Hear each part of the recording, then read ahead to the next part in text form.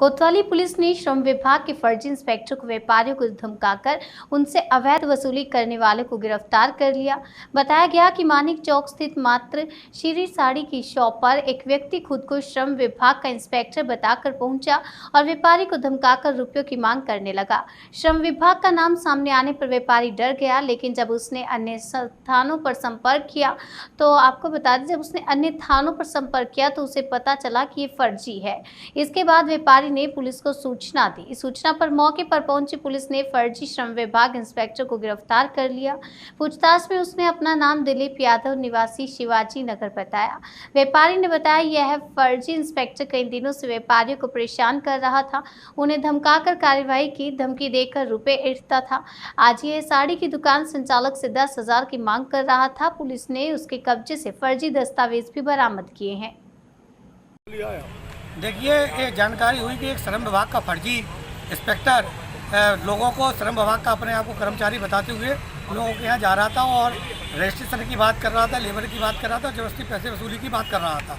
इस तरह का मामला जैसे ही संज्ञान में आया, मानिक चौक व्यापार मंडल के अध्यक्ष अतुल जैन जी ने मुझे बताया, तो मैंने कहा कि आप उसे उसी दुकान पर बैठा लो, मैं आता हूँ। मैं गया, जब मैंने बात की तो लेबर विभाग के उच्च अधिकारियों के वो नाम लेकर कहने लगा कि उनके द्वारा मुझे भेजा गया है। क्योंकि मैं श्रम विभाग का स्वयं में सदस्य हूँ, मैंने कहा कि इस तरह का कोई शासन का आदेश नहीं है, वो किस आधार पर आप रजिस्ट्रेशन कर रहे हैं। जब कड़ाई से पूछताछ की तो मालूम पड़ा कि टोटल मामला फर्जी निकला है। जहाँ जिसकी फीस 500 रुपये थी उससे 5,000 रुपये ले रहा था, जिसकी इस दुकानदार से उन्होंने 10,000 रुपये रजिस्ट्रेशन के नाम पर मांगे। और निश्चित ही इस तरह का जब उससे बात की तो मामला संज्ञान में आया कि दिलीप यादव इससे पहले भी लगभग 80 और 100 लोगों के इस तरह के फर्जी रजिस्ट्रेशन लोगों के कर चुका है और लगातार अनवरत रूप से कर रहा है। मैंने श्रम विभाग के जब उच्च अधिकारियों से बात की तो उन्होंने साफ मना किया कि मेरा इस शख्स से मैं कोई ना जानता हूं, ना मेरी कोई जान पहचान है, ना ये श्रम विभाग का कोई कर्मचारी है। इस मामले में शिकायत आप कर रहे हैं या श्रम विभाग इसमें कार्रवाई करा रहा है? नहीं, इसमें ऐसा है कि दुकानदार द्वारा मनोज सिंघई मातृश्री संस्था मातृश्री साड़ी की एक बहुत बड़ी झांसी की बुंदेलखंड फर्म है, उस फर्म का ये प्रकरण है। उस दुकानदार मनोज सिंघई ने इसकी एक एप्लीकेशन कोतवाली में दी है। अभी हमने कोतवाल साहब से और सीओ साहब से पूरा प्रकरण बता दिया है। मुझे लगता है कि ज़रूर इस पर कार्रवाई होगी और इस तरह के जो माननीय मुख्यमंत्री जी का आदेश है कि इस तरह के लोग फर्जी इंस्पेक्टर बनाकर बाज़ारों में जो भ्रमण कर रहे हैं, 2 लोगों से वसूल कर रहे हैं, निश्चित ही इस पर उचित कार्रवाई होना चाहिए और दंडात्मक कार्रवाई के साथ उन पर कहीं ना कहीं उन्हें सज़ा मिलना चाहिए।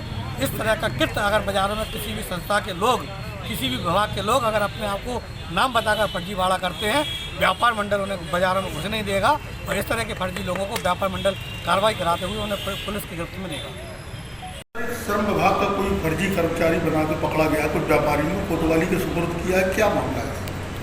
देखिए, अभी आज ही शाम को जानकारी प्राप्त हुई, मामला एक संज्ञान में आया कि कोतवाली थाना क्षेत्र के व्यापार मंडल के पदाधिकारी द्वारा एक व्यक्ति को थाना हरिया पर कोतवाली पर लाया गया और बताया गया कि इसके द्वारा व्यापारियों से ये कहा जा रहा है कि मैं श्रम विभाग का कर्मचारी अधिकारी हूँ, आपको अगर रजिस्ट्रेशन कराना है तो मैं रजिस्ट्रेशन कराता हूँ और उसके एवज में पैसे की मांग की। मैंने मौखिक सूचना भी दी है, लिखित के लिए उसे बताया गया, तहरीर भी दी है।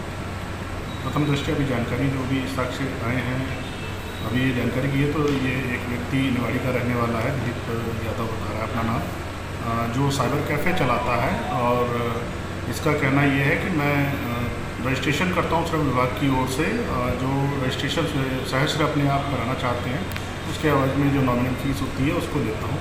कुछ इसके पास में सर्टिफिकेट भी पाए गए हैं जो संबंधित विभाग से जानकारी करके अभी किया जाएगा, सभी जेन्युइन है कि नहीं है। और उसका यही कहना है कि जो भी कराना चाहते हैं रजिस्ट्रेशन, तो उनके रजिस्ट्रेशन करता हूँ, उसके एवज में फीस लेता हूँ। बाकी जो भी मामला आगे जांच में आता है और संबंधित विभाग को भेज के जानकारी कराई जाएगी इस बारे में कि जेन्युइन है।